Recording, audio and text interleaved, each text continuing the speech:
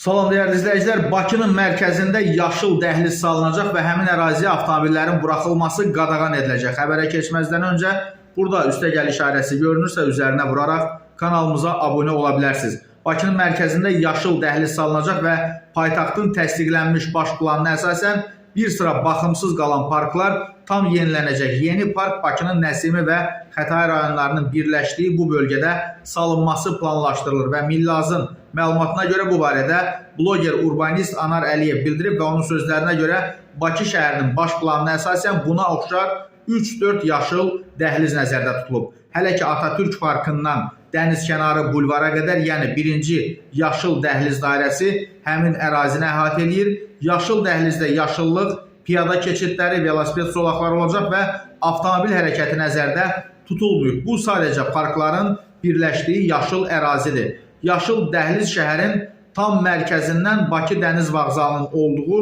əraziyə qədər keçir. Bu ərazidə təxmini 28 may metrosu yaxınlığında yeni metronun inşa olunması da nəzərdə tutulub. Çıxışları hansı tərəfə düşməsi hələ ki elan olunmayıb, amma ərazi olaraq təxmini bu bölgələr nəzərdə tutulub. Bu B6B stansiyası olacaq. Həmin stansiyada bir tərəf Ağşəhər istiqamətində, digəri isə sahil istiqamətində gedəcək. Qeyd edək ki, bütün bu işlər Bakının baş planında nəzərdə tutulan ətraf mühitin bərpasına uyğun 2040-cı ilə qədər həyata keçirilməsi planlaşdırılır.